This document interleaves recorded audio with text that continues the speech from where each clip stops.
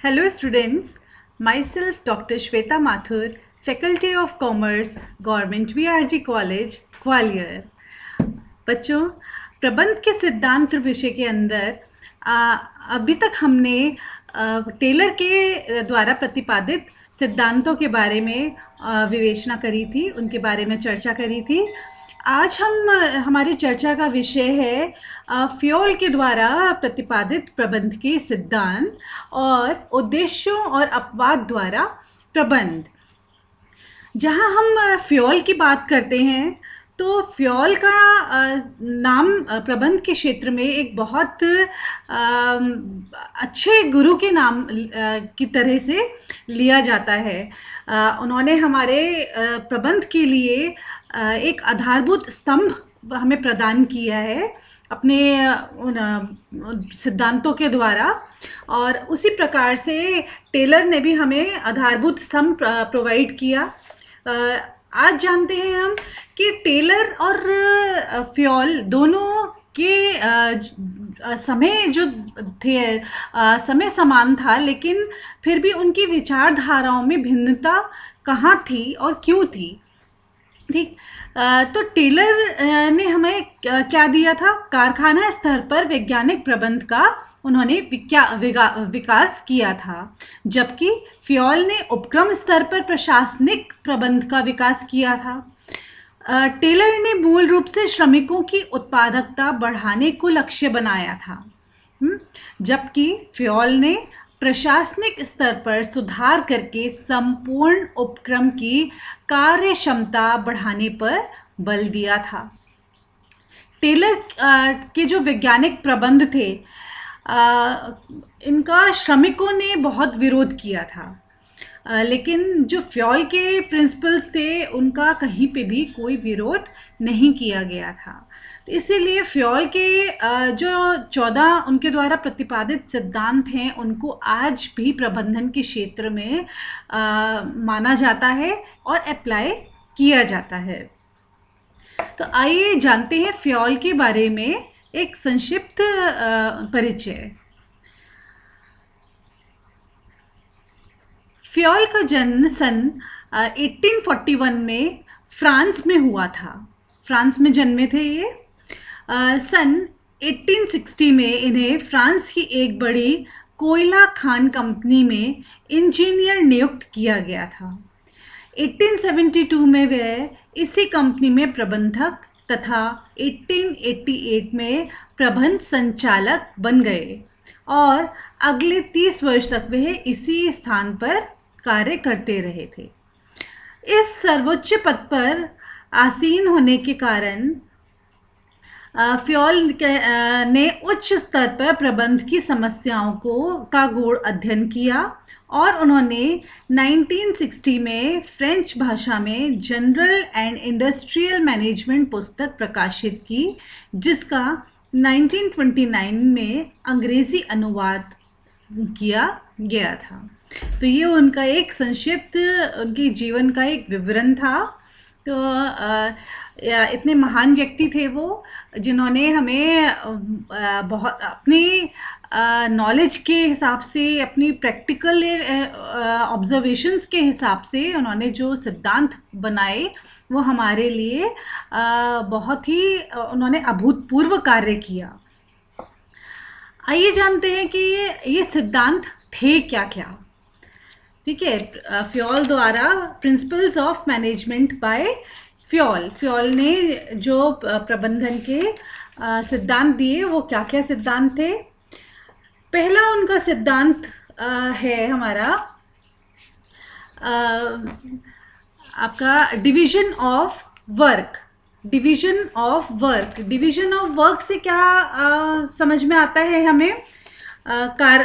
श्रम विभाजन से हमें समझ में आता है कि हम किसी भी कार्य को अगर करते हैं तो श्रमिकों को बार बार एक ही कार्य अगर करना पड़ता है तो उसका से क्या होता है कि प्रबंधक को एक ही मामलों को देखना पड़ता है और उनके कार्य संबंधी योग्यता, निश्चितता और शुद्धता में वृद्धि हो जाती है, जिससे उत्पादन क्षमता बढ़ती है। अगर हमने डिवीजन ऑफ वर्क कर दिया, हमने लेबर को डिफरेंट पार्ट्स में डिवाइड कर दिया और हम उनको बार बार वही कार्य करने के लिए दे रहे हैं, तो उससे क्या होगा कि उनकी एफिशिएंसी, उनकी एक्यूरेसी भी इंक्रीज होती जाएगी, जिससे कि ज़्यादा प्रोडक्शन होगा, प्रोडक्शन में भी वृद्धि होती जाएगी। सेकंड उनका प्रिंसिपल है अधिकार तथा दायित्व का सिद्धांत, principle of rights and responsibility. Principle of rights and responsibility से क्या पता चलता है हमें? ये आदेश देने और लोगों से आदेश का पालन करवाने की शक्ति से संबंध रखता है।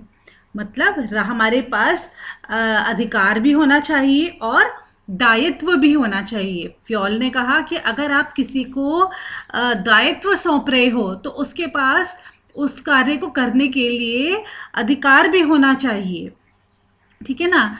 इस सिद्धांत के अनुसार अधिकार उत्तरदायित्व के अनुरूप होना चाहिए ताकि कार्य करने वाले को पुरस्कृत भी किया जा सके, ठीक है। हम अगर किसी को वो कोई कार्य सौंप रहे हैं तो अगर हम उसको उस चीज़ के लिए राइट्स भी देंगे, ऑथराइज भी करेंगे अगर हम उसको उस चीज़ के लिए, तभी वो कार्य को अच्छे से कर पाएगा, ठीक है। थर्ड, अनुशासन का सिद्धांत, principle of discipline. Principle of discipline क्या बताता है कि अच्छे नेतृत्व, प्रबंध और श्रमिकों के बीच स्पष्ट समझौतों तथा दंड विधान के न्यायपूर्ण प्रयोग द्वारा ही एक संस्था में अनुशासन कायम रखा जा सकता है। डिसिप्लिन तो लाइफ में हर जगह पे ज़रूरी है, चाहे वो हमारी क्लासरूम हो, चाहे वो कोई वर्क प्लेस हो, ठीक है। हर जगह पे डिसिप्लिन ज़रूरी होता है। तो डिसिप्लिन से कैसे हो पाएगा कि अगर हमें पता है कि हमने कोई श्रमिकों को कोई कार्य दिया है तो वो कार्य ना होने पे उनको क्या दंड भोगना पड़ सकता है, ये उनको पता होना चाहिए, ठीक है। उसी तभी हम अनुशासनता रख सकते हैं, तभी हम कार्य को करवा सकते हैं, अदरवाइज कार्य को हम किसी से नहीं करवा पाएंगे। तो इसीलिए हर टाइम पे डिसिप्लिन होने में सिर्फ दंड ही नहीं या कोई ऐसे ही रूल्स नहीं, जैसे हम टाइम पे पहुंचना, ये भी एक वो है कि अगर आप टाइम पे नहीं पहुंचोगे तो आपके वेजेस का इतना पार्ट काट लिया जाएगा या आपको उस दिन आधे दिन की छुट्टी मान ली जाएगी। तो इस तरीके से ये भी एक दंड का एक स्वरूप है, ठीक है ना। तो हम किस तरीके से डिसिप्लिन मेंटेन कर सकते हैं कि हम उनको पता होना चाहिए कि वो क्या गलत कार्य करेंगे, तो उसके लिए उनको दंड स्वरूप क्या दिया जा सकता है। फोर्थ आता है आपका आदेश की एकता, unity of command. Unity of command सिद्धांत क्या बताता है? ये एक बहुत महत्वपूर्ण सिद्धांत है और इस चीज़ के लिए फ्योल की वाकई में तारीफ करनी चाहिए, क्योंकि इन्होंने ये सिद्धांत बताया कि प्रत्येक कर्मचारी को आदेश एक ही अधिकारी से प्राप्त होना चाहिए और उसके प्रति जवाब दे, जिससे कि वो उसके प्रति जवाब दे रहे। दोहरे शासन प्रबंध में अनुशासन भंग होने का भय उत्पन्न हो जाता है, ठीक है। अगर हमारे ऊपर कोई एक ही है, ठीक है, हमें किसी एक को ही जवाब देना है तो हम कार्य को ज़्यादा अच्छे से कर सकते हैं। हमें पता है कि किसी एक ने ही हमें कोई कमांड दी है तो हम उस कार्य को कर पाएंगे। फॉर एग्जाम्पल, आपके स्कूल में टीचर्स हैं, ठीक। किसी एक टीचर ने अगर आपको एक कार्य सौंपा है कि आपको ये कार्य स्कूल के लिए करके लाना है, तो आप उस कार्य को अच्छे से कर पाओगे। अगर उसी कार्य को करने के लिए 4 टीचर आपको अलग अलग तरीके से इंस्ट्रक्शंस देंगे तो क्या होगा? आप कंफ्यूज हो जाओगे, ठीक है। आपको पता ही नहीं होगा कि आपको ठीक से करना क्या है और आपको ये भी नहीं मालूम होगा कि आखिर आपको जवाब देना किसको है। अगर आपको उस कार्य को करने में कोई तकलीफ हो रही है या नहीं हो पाया समय पे या हो गया, तो आपको किसको जवाब देना है, आप किसके लिए रिस्पॉन्सिबल हो, ये भी आपको नहीं पता होगा। इसी तरीके से कार्य क्षेत्र में अगर एक बॉस है आपके ऊपर तो आप उसको सही तरीके से जवाब दे सकते हो। उससे अगर आपकी कोई क्वेरी है तो वो आप क्लियर कर सकते हो। लेकिन अगर आपको 4 लोग आदेश दे रहे हैं तो आपके लिए वो आदेश क्लियर नहीं होगा। ठीक। नेक्स्ट है निर्देश की एकता, यूनिटी ऑफ डायरेक्शन। जिस तरीके से यूनिटी ऑफ कमांड होना चाहिए, आदेश की एकता होनी चाहिए, उसी प्रकार से निर्देश की भी एकता होनी चाहिए। इस सिद्धांत के अनुसार समान उद्देश्य वाले एक से कार्यों के लिए एक योजना और एक प्रबंधक होना चाहिए। ठीक है ना। सामान्य लक्ष्य की प्राप्ति हेतु किसी एक व्यक्ति के निर्देशन व नेतृत्व में निश्चित योजना के अनुसार प्रयास करने से ही सफलता प्राप्त हो सकती है। ठीक है। अगर हमारे को ये पता है कमांड हमें मिल रहा है, एक जने से हमें कमांड मिलना चाहिए, हमने भी बात करी, उसी प्रकार से डायरेक्शन भी एक होनी चाहिए। ऐसा नहीं है कि हमें कोई कहीं से काम सौंप रहा है, कोई कहीं से काम दे रहा है। ठीक है। हमें एक डायरेक्शन में ही काम प्राप्त होना चाहिए। एक योजना के तहत एक प्रबंधक के अंतर्गत हमें कार्य मिलना चाहिए। ठीक। नेक्स्ट है आपका व्यक्तिगत हितों को सामुदायिक हितों के लिए समर्पित करने का सिद्धांत, surrender of personal interest to public interest. ठीक। व्यक्तिगत हितों को सामुदायिक हितों के लिए समर्पित करना मतलब हम जब भी कहीं कार्य करते हैं तो हमें क्या होता है, हमें बहुत सी बार अपने हितों को भूलना पड़ता है, अपने स्वयं के हितों को, अपने व्यक्तिगत हितों को हमें सरेंडर करना पड़ता है। किस चीज़ के लिए? सामुदायिक हितों के लिए। ठीक है। जैसे अगर आवश्यकता पड़ती है तो राष्ट्र हित के लिए नागरिक हितों को सरेंडर कर दिया जाता है या बलिदान कर दिया जाता है। ठीक। नेक्स्ट आता है आपका कर्मचारियों के पारिश्रमिक का सिद्धांत, principle of remuneration of employees. ठीक। फ्योल का मत था कि कर्मचारियों को दिए जाने वाले पारिश्रमिक की पद्धति ऐसी होनी चाहिए जिससे कि कर्मचारियों के विकास में सहयोग मिल सके। ठीक। या उन्हें किसी अच्छे या उच्च गुणात्मक स्तर को बनाए रखने के लिए वे प्रेरित कर सके। ठीक है ना। इस तरीके का पारिश्रमिक होना चाहिए जिससे कि कर्मचारियों का लगातार निरंतर रूप से विकास हो सके। ठीक है। ऐसा ना हो कि वो ये मान लें कि इससे ज़्यादा हमें कभी कोई कुछ प्राप्त हो नहीं सकता, हम अपने सर्वोच्च लेवल पे पहुंच चुके हैं। ऐसा नहीं होना चाहिए। हमें हमेशा उनको ऊपर उठाने के लिए प्रयास करना चाहिए। ठीक। नेक्स्ट, केंद्रीकरण का सिद्धांत। केंद्रीकरण मतलब centralisation, principle of centralisation. Principle of centralisation हमें क्या बताता है कि कोई भी वस्तु या निर्णय जो श्रमिकों की भूमिका या महत्व में वृद्धि करता है उससे डिसेंट्रलाइजेशन या विकेंद्रीकरण है, वह क्या होता है? डिसेंट्रलाइजेशन होता है, विकेंद्रीकरण होता है, जो क्या करता है? श्रमिकों की भूमिका या महत्व में वृद्धि करता है। उसी प्रकार से जो श्रमिकों की भूमिका में या महत्व में कमी करता है उसको बोलते हैं केंद्रीकरण। ठीक है। केंद्रीकरण मतलब सेंट्रलाइजेशन। तो एक संस्था या विभाग में सत्ता का केंद्रीकरण किस सीमा तक हो, ये वहाँ की परिस्थितियों तथा समय की मांग पर निर्भर करता है। ठीक है। जैसे किसी फर्म में एक दक्ष प्रबंधक अधिक केंद्रीकरण कर सकता है, लेकिन अगर उसकी निर्णय लेने की क्षमता अच्छी नहीं है तो वो क्या करेगा? विकेंद्रीकरण, डिसेंट्रलाइजेशन करेगा। ठीक है। अगर उसकी निर्णय लेने की क्षमता अच्छी है तो वो क्या करेगा, केंद्रीकरण करेगा, मतलब जितने भी राइट्स हैं, कोई भी डिसीजन पावर है वो अपने पास रखेगा, ठीक है। वो आगे फॉरवर्ड नहीं करेगा, उसको दूसरों को ट्रांसफ़र नहीं करेगा। लेकिन अगर उसकी खुद की क्षमता अच्छी नहीं है डिसीजन लेने की, तो वो क्या करेगा, उसका विकेंद्रीकरण कर देगा, वो आगे उसको ट्रांसफ़र कर देगा, ठीक है ना। तो जैसे हम देखते हैं किसी भी यूनिवर्सिटी लेवल पे अगर हम देखें तो सबसे ऊपर कौन आता है किसी भी यूनिवर्सिटी में, कुलपति, वाइस चांसलर, ठीक।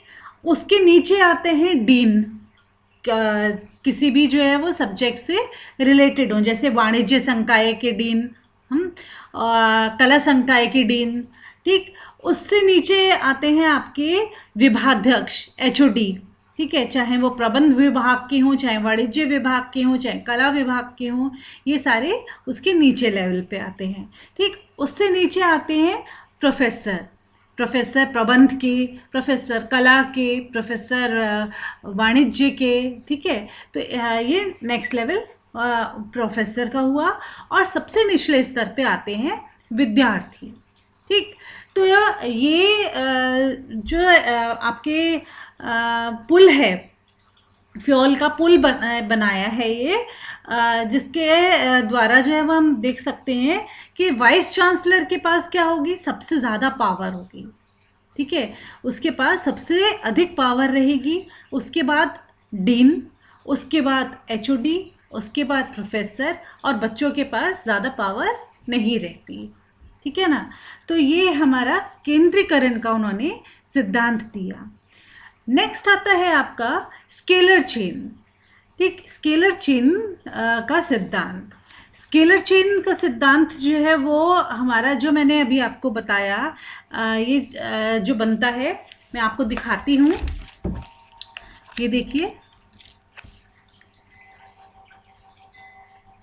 ये स्केलर चेन बना हुआ है, ठीक है। जो अभी मैंने आपको एग्जाम्पल दिया, वही सेम एग्जाम्पल आपकी स्केलर चेन में भी आता है, ठीक। स्केलर चेन के अनुसार उच्चतम प्रबंध से न्यूनतम पदों तक की श्रृंखला स्केलर चेन के नाम से जानी जाती है, ठीक है। ये जो श्रृंखला थी हमारी, vice chancellor, dean, HOD, professor, विद्यार्थी, ये जो एक चेन फॉर्मेशन है, ये हमारा स्केलर चेन के नाम से जाना जाता है, जिसमें आदेश ऊपर से नीचे के क्रम में चलता है, ठीक है। नीचे से ऊपर आदेश नहीं जाएगा, ठीक है, ऊपर से नीचे के क्रम में आदेश आता है। वाइस चांसलर डीन को दे सकता है आदेश, डीन एचओडी को, एचओडी प्रोफेसर्स को, और प्रोफेसर अल्टीमेटली स्टूडेंट्स को, ठीक है ना। परंतु आवश्यकता पड़ने पर या शीघ्र निर्णय लेने के लिए फ्योल के अनुसार कभी कभी इस क्रम को तोड़ा भी जा सकता है। अगर हमें कोई बहुत इम्पॉर्टेंट इमीडिएट डिसीजन मेकिंग करनी है, तब हम इस क्रम को तोड़ सकते हैं। फ्योल ने इस पुल को या ब्रिज को गैंग प्लैंक का नाम दिया है, गैंग प्लैंक, ठीक है, गैंग प्लैंक कहा है उन्होंने। इसमें जो है वो आपके किस तरीके से चलता है कि सबसे पहले जो है वो आपके प्रोफेसर वाइस चांसलर आएंगे, फिर उसके बाद डीन आएंगे, फिर उसके बाद आपके प्रोफेसर आएंगे, फिर उसके बाद आपके स्टूडेंट्स आएंगे। तो इस तरीके से ये स्केलर चेन कार्य करता है, ठीक। नेक्स्ट आपका आता है व्यवस्था का सिद्धांत, ऑर्डर्स, प्रिंसिपल ऑफ ऑर्डर, ठीक। प्रिंसिपल ऑफ ऑर्डर क्या कहता है कि एक संस्था को सुचारू रूप से चलाने के लिए वहाँ वस्तुओं तथा कर्मचारियों की नियोजित तथा विवेकपूर्ण व्यवस्था होनी चाहिए, ठीक है। क्या होना चाहिए वहाँ पे उसको सुचारू रूप से चलाने के लिए? वस्तुओं तथा कर्मचारियों की नियोजित तथा विवेकपूर्ण व्यवस्था, ठीक। कच्चा माल व निर्मित माल सभी उचित स्थान पर व्यवस्थित ढंग से लगा होना चाहिए तथा हर एक कर्मचारी को उसकी योग्यता और अभिरुचि के अनुसार पद पर कार्य मिलना चाहिए, ठीक है। उनका कहना क्या है फ्योल ने क्या कहा है कि अगर किसी संस्था को सुचारू रूप से, अच्छे रूप से हम चलाना चाहते हैं तो उसके लिए क्या आवश्यक है कि जो भी उसके अंदर चीज़ें यूटिलाइज होनी है, जैसे वहाँ पे श्रम का यूटिलाइजेशन है, कर्मचारियों का यूटिलाइजेशन है, कच्चे माल का यूटिलाइजेशन है, तो उनका हमें पहले से प्रबंध करके रखना चाहिए। और जो हमने प्रबंध करके रखा है, जैसे कच्चे माल को हमने रखा है, तो उसको जो उसका निर्धारित स्थान है वहाँ पर सही ढंग से लगाकर रखना चाहिए। ठीक है। जो हमारा श्रम है उसको भी उसकी योग्यता और अभिरुचि के हिसाब से ही कार्य सौंपना चाहिए। इसका अर्थ क्या हुआ कि प्रत्येक के लिए उपयुक्त स्थान तथा प्रत्येक उपयुक्त स्थान में, मतलब जो हम हर चीज़ को हमने सही स्थान पे, उपयुक्त स्थान पे रखा, और प्रत्येक उपयुक्त स्थान मतलब हर जो इंडिविजुअल है वो सही स्थान पे कार्य कर रहा हो, और जो हमारा माल हो वही सही स्थान पर रखा हो। तो ये उन्होंने व्यवस्था का सिद्धांत दिया था। ठीक। नेक्स्ट आता है आपका समता का सिद्धांत, प्रिंसिपल ऑफ इक्विटी। समता से आशय प्रबंधकों की ओर से कर्मचारियों के प्रति प्रदर्शित दयालुता, मैत्री भाव और न्यायपूर्ण व्यवहार से है। ठीक है। हम समता, इक्विटी कहाँ मानते हैं? जहाँ पे कर्मचारियों के प्रति जो हमारा मैनेजमेंट है वो वर्कर्स के प्रति दयालु हो, ठीक है, फ्रेंडली रिलेशन रखता हो और न्यायपूर्ण कार्य करता हो, जो कर्मचारियों को संस्था व संगठन के प्रति पूर्व निष्ठावान बनाते हों। जब कर्मचारियों के प्रति मैनेजमेंट का ऐसा रवैया होगा तो क्या होगा, कर्मचारी भी संस्था के प्रति या संगठन के प्रति फुल प्रूफ जो है वो कार्य करेंगे, कोई भी गलत कार्य नहीं करेंगे। यद्यपि कभी कभी फ्योल के अनुसार समता स्थापित करने के लिए प्रबंधकों को कुछ कर्मचारियों के साथ कठोर व्यवहार भी करना पड़ता है। ठीक है। ऐसा भी कभी कभी होता है कि उनके साथ में अच्छा व्यवहार करने के लिए, उनके साथ में समता स्थापित करने के लिए, इक्विटी स्थापित करने के लिए कभी कभी मैनेजमेंट को कठोर भी बनना पड़ता है। ठीक। नेक्स्ट आता है आपका स्थायित्व का सिद्धांत, stability, principle of stability. Stability से क्या अर्थ है हमारा, कि सभी कर्मचारियों और विशेषकर प्रबंधकीय कर्मचारियों की बार बार अदला बदली संस्था के हित में नहीं रहती। फ्योल ने कहा कि संस्था को शीघ्र छोड़ के चले जाने वाले उत्तम कोटि के प्रबंधक की तुलना में स्थायी रूप से टिके रहने वाले मध्यम कोटि के प्रबंधक की नियुक्ति संस्था के लिए अधिक हितकर हो सकती है। ठीक है। उन्होंने क्या कहा कि स्टेबिलिटी कहीं पे भी बहुत ज़रूरी है। ठीक। अगर आपके यहाँ स्टेबिलिटी नहीं है तो क्या होगा, आपकी कभी भी कार्य अच्छे से नहीं हो पाएगा। तो इसलिए कर्मचारी नियोजन भी बहुत आवश्यक है, जहाँ पे हम उच्च कोटि का प्रबंधन ना करें। उच्च कोटि के प्रबंधक की नियुक्ति करने की बजाय हम अगर मध्यम कोटि के प्रबंधक की नियुक्ति करते हैं, जो कि हमारे साथ में ज़्यादा समय तक चल सके, जो हमारे साथ में ज़्यादा स्थायी रूप से रह सके, तो वो जो किसी भी संस्था के लिए ज़्यादा अच्छा होगा, बजाय इसके कि हम कम समय के लिए उच्च कोटि के मैनेजमेंट को रख लें। ठीक है। तो स्टेबिलिटी, स्थायित्व की बहुत बड़ी इम्पोर्टेंस है। नेक्स्ट है पहल शक्ति का सिद्धांत। पहल शक्ति से अर्थ क्या है कि कार्य करने की ऐसी क्षमता, इसे पहल शक्ति कहते हैं, जिसमें सोचने की शक्ति तथा अपने विचार के अनुसार कार्य करने की आपके अंदर कैपेबिलिटी हो। ठीक है। इनिशिएटिव आप ले सको।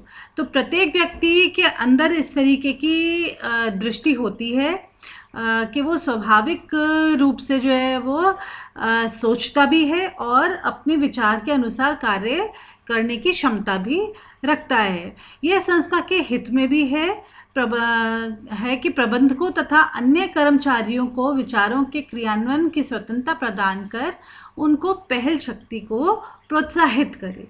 ठीक है, अगर हमारे यहाँ दिमाग में कोई आइडियाज़ आ रहे हैं, हमारे अंदर सोचने की शक्ति है, हम उसके अनुसार कार्य करने की भी क्षमता रखते हैं, तो मैनेजमेंट को ऐसे लोगों को एप्रिशिएट करना चाहिए और उनको इनिशिएटिव लेते हुए उनको प्रोत्साहित करना चाहिए।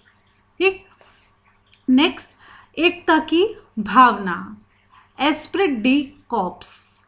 एस्प्रिट डी कॉर्प्स के अनुसार प्रशासनिक प्रबंध ऐसा होना चाहिए जो समस्त कर्मचारियों में एकता की भावना मतलब टीम स्पिरिट डेवलप कर सके तथा वफादारी पैदा कर सके।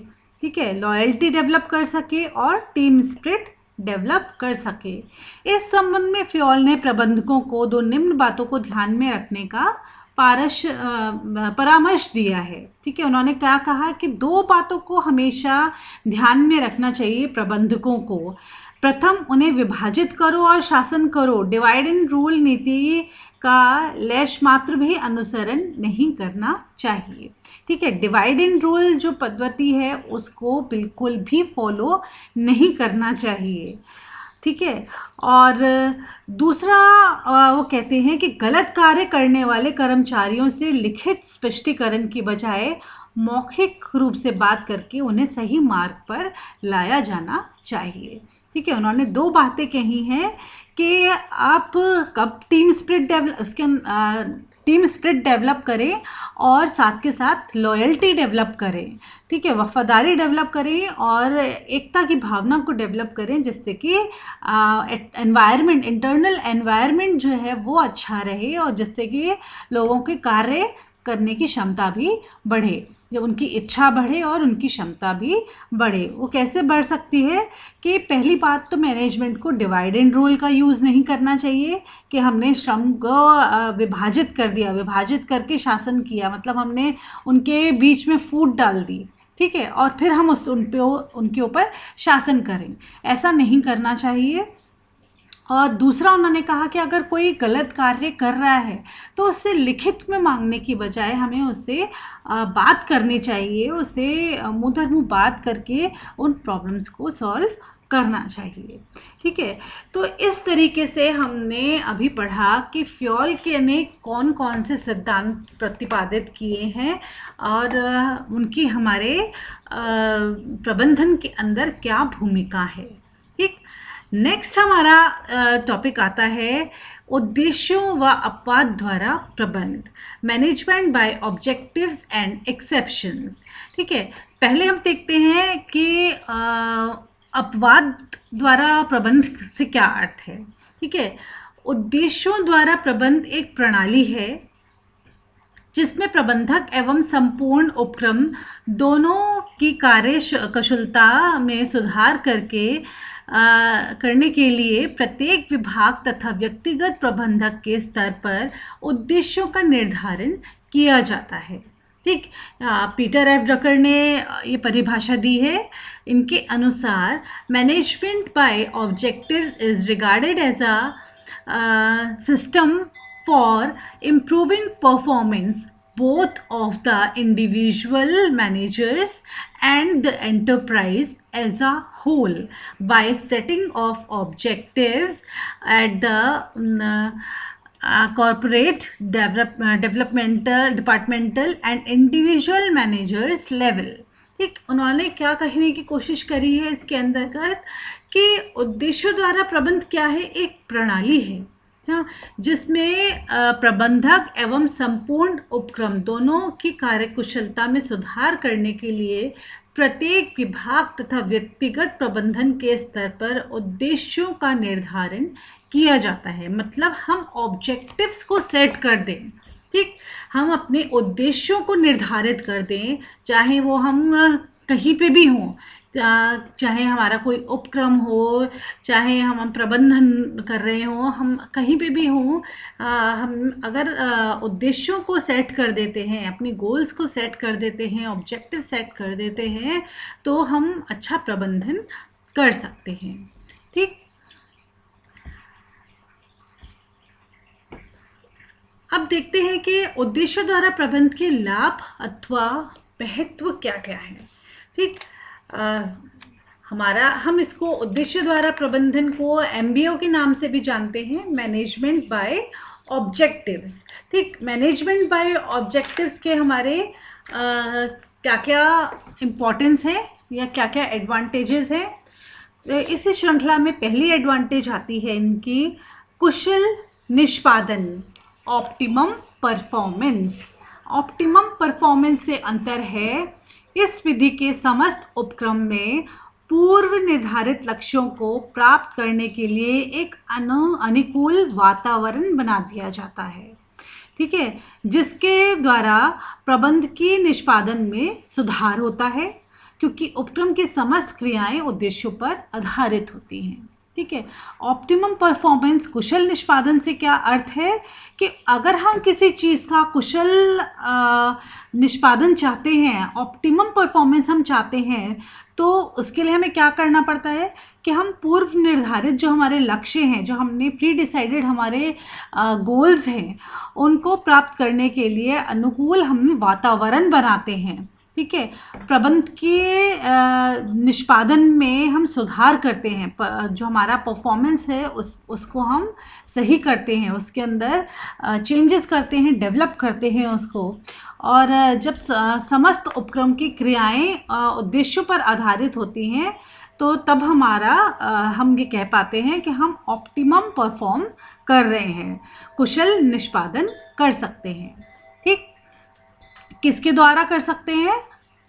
फिर से बात आती है, किसके द्वारा कर सकते हैं? उद्देश्यों के द्वारा। ठीक है, हमारा नाम ही यही है, मैनेजमेंट बाय ऑब्जेक्टिव्स, मतलब उद्देश्यों को ध्यान में रख के प्रबंधन करना।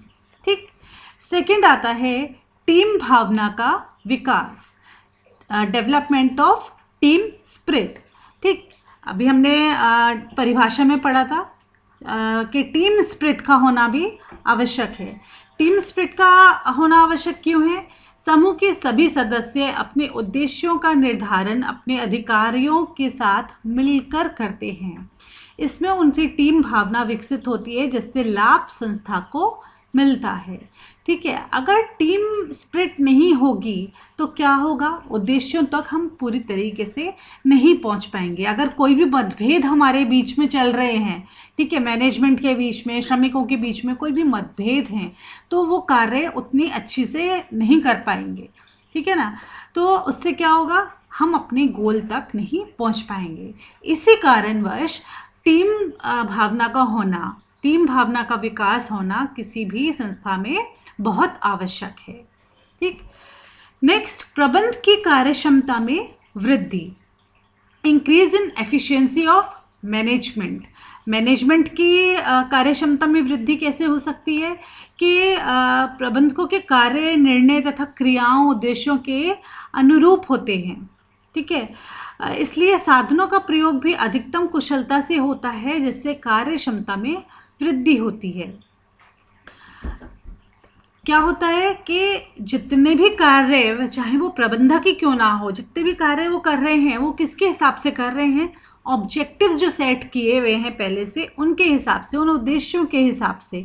इसलिए जितने भी हमारे पास साधन उपलब्ध हैं, हम उनका क्या कर रहे हैं? प्रॉपर यूटिलाइजेशन कर रहे हैं। ठीक है, जब हम उनका प्रॉपर यूटिलाइजेशन कर रहे हैं तो उससे क्या होगा कि अधिक कुशलता होगी, ज़्यादा कुशलता भी बढ़ेगी। ठीक है, साधनों का प्रयोग भी अधिकतम होगा, और इससे जब कुशलता में भी वृद्धि होगी और कार्यक्षमता में भी वृद्धि होगी। ठीक, नेक्स्ट, प्रबंधकों का उच्च मनोबल, हाई मॉरल ऑफ मैनेजर्स। इस प्रणाली के अंतर्गत प्रबंधकों व कर्मचारियों का मनोबल सदैव ऊंचा रहता है। क्यों रहता है ऊंचा? उनका ध्यान शक्ति संगठन के उद्देश्य प्राप्त करने में लगा रहता है, ठीक है, क्योंकि दिमाग किस में लगा हुआ है कि हमें कैसे उन ऑब्जेक्टिव्स तक पहुंचना है जो हमने सेट किए हैं, ठीक है। और इस चीज़ के लिए वो क्या करते रहते हैं, परस्पर सहयोग तथा एक दूसरे के प्रति सद्भावना को निर्मित करते रहते हैं, और इसी कार्य करने की वजह से उनका मनोबल भी हमेशा उच्च रहता है, ठीक। नेक्स्ट, लाभदायकता, प्रॉफिटेबिलिटी। जब हम उद्देश्यों द्वारा प्रबंधकीय पद्धति में संस्था एवं प्रबंधकों की क्रियाओं केवल लाभदायक कार्यों तक ही सीमित रहती हैं, ठीक है। हमारे दिमाग में क्या रहता है कि हमें अपने गोल्स को अचीव करना है। जब हम गोल्स को अचीव करने जाते हैं तो हमारे क्या होता है, हमें लाभ, हम सारे कार्य किस लिए करते हैं, लाभ के लिए, ठीक है, जिससे कि हम ज़्यादा से ज़्यादा लाभ प्राप्त कर सकें। नेक्स्ट, कार्य संतुष्टि, जॉब सेटिस्फेक्शन। इस विधि से उपक्रम के सभी कर्मचारियों में कुशलतम निष्पादन से कार्य संतुष्टि की भावना का विकास होता है और उनमें निराशा की भावना विकसित नहीं होती, ठीक। उनके अंदर क्या होता है कि जितना भी वो कार्य कर रहे हैं तो उनको उससे सेटिस्फेक्शन प्राप्त होता है, संतुष्टि प्राप्त होती है, ठीक है, क्योंकि वो ऑप्टिमम यूटिलाइजेशन कर रहे हैं रिसोर्सेज का, ठीक है, इसलिए उनको जॉब सेटिस्फेक्शन रहता है। तो इससे क्या होता है, वो कभी भी निराश नहीं होते, ठीक। नेक्स्ट, उत्तरदायित्व की भावना का विकास, डेवलपमेंट ऑफ रिस्पॉन्सिबिलिटी स्पिरिट। इस विधि को अपनाने से, जो हमारे मैनेजमेंट बाय ऑब्जेक्टिव विधि है, इसको अपनाने से प्रत्येक कर्मचारी में उत्तरदायित्व की भावना का विकास होता है। जितने भी हमारे कर्मचारी हैं उनके अंदर रिस्पॉन्सिबिलिटी कोशेंट बढ़ता जाता है, जिससे वे अधिक लगन और निष्ठा के साथ कार्य करते हैं। फिर आता है आपका अधिकारों का विकेंद्रीकरण, डिसेंट्रलाइजेशन ऑफ पावर्स, ठीक है। पावर्स का जो हमारे अधिकार हैं उनका विकेंद्रीकरण किया जाता है।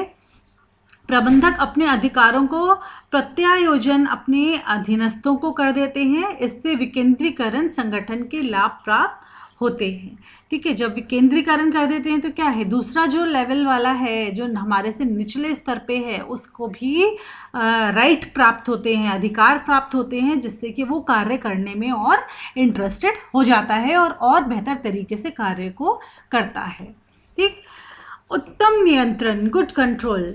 समन्वित प्रयासों से लक्ष्यों को प्राप्त करने के लिए कार्य योजनाएं संचालित की जाती हैं और जिनके सफलता के द्वारा हम अपने लक्ष्य पे भी प्राप्त कर लेते हैं। और अगर जो भी इनके बीच में कमियां रह जाती हैं उनको भी पूर्ण रूप से कंट्रोल कर लिया जाता है, क्योंकि आपस में सामंजस्य हमने स्थापित कर लिया होता है, ठीक। नेक्स्ट, त्वरित निर्णय, क्विक डिसीजन।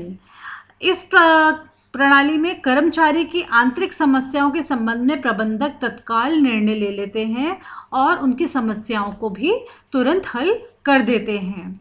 इससे कर्मचारियों में संघर्ष के स्थान पर सहयोग करने की भावना जाग उठती है, ठीक।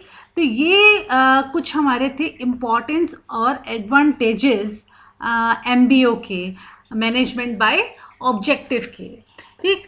अब आती है हमारी बात, नेक्स्ट आता है हमारा लिमिटेशंस ऑफ MBO। लिमिटेशंस क्या क्या हैं, अगर अच्छाई है तो वो एक सिक्के के दो पहलू होते हैं, तो कुछ कमी भी ज़रूर हो सकती है, ठीक। तो क्या क्या कमियां हैं, पहला, उद्देश्यों के निर्धारण में कठिनाई, problem in decision of goals, ठीक है। Problem in decision of goals से क्या अंतर है, क्या मतलब है कि इस प्रणाली के का आधार है उद्देश्य निर्धारण, ठीक है, ऑब्जेक्टिव डिसाइड करते हैं हम यहाँ पे।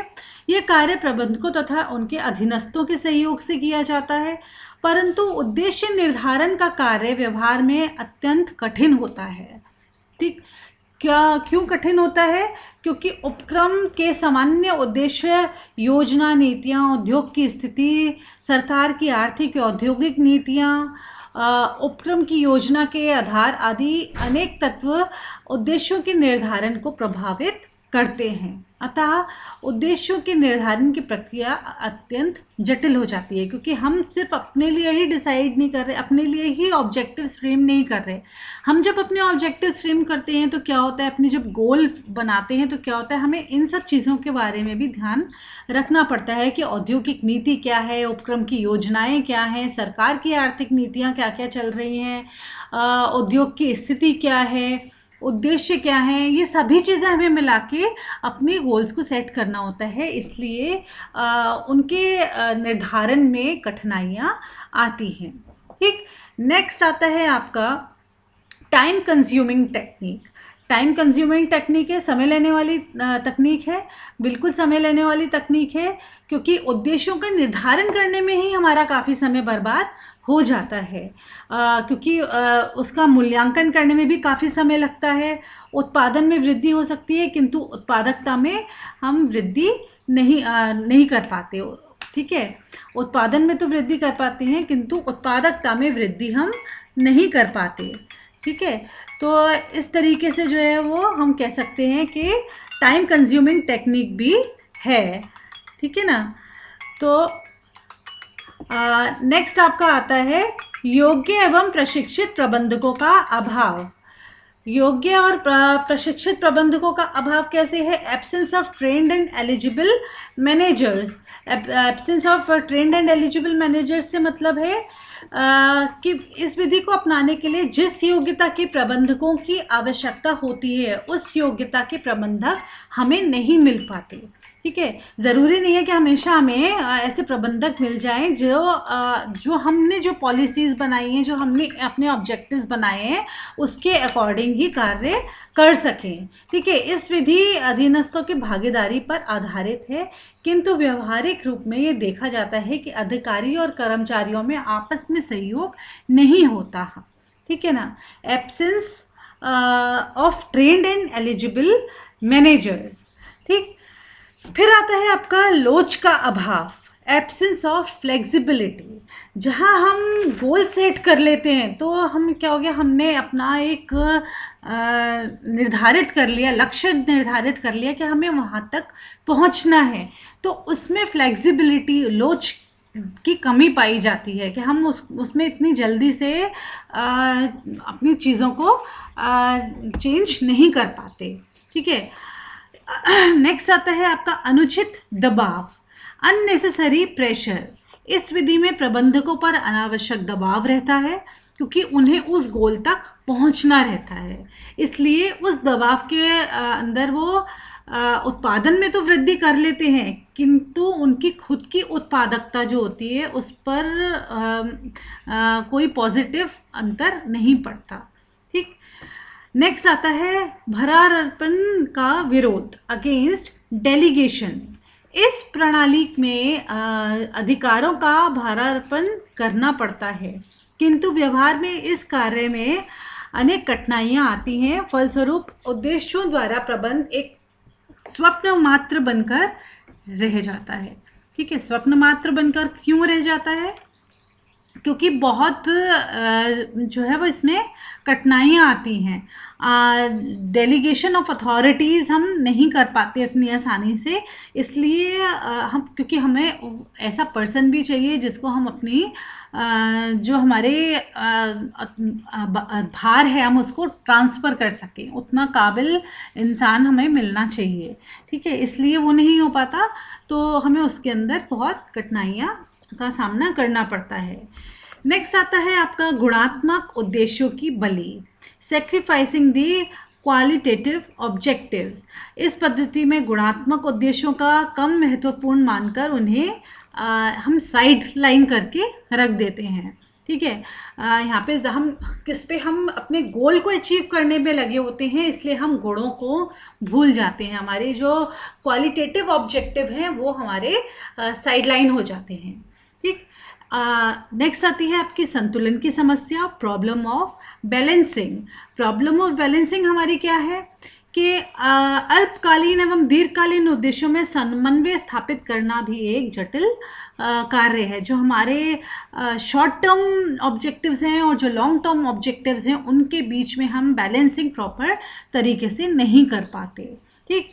एंड लास्ट आता है प्रॉब्लम आपकी, problem of verification of AIIMS, लक्ष्यों के सत्यापन की समस्या। उद्देश्यों द्वारा प्रबंध की कमी लक्ष्यों के सत्यापन से संबंध रखती है। लक्ष्य सत्यापन बनाने हेतु उसको परिणात्मक अथवा गुणात्मक रूप में अभिव्यक्त किया जाना होता है।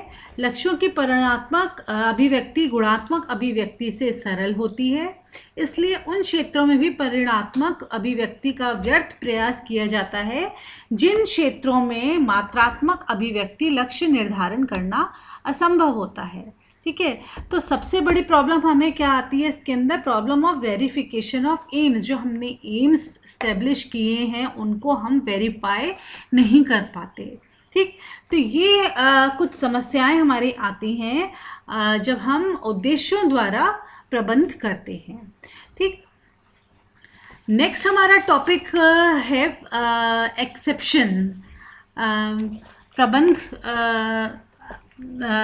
की प्रबंध हमारा एक्सेप्शन के द्वारा, अपवाद द्वारा प्रबंध, जिसको हम अपने नेक्स्ट लेक्चर में कंटिन्यू करेंगे। तो अभी का लेक्चर ही समाप्त करते हैं। Thank you.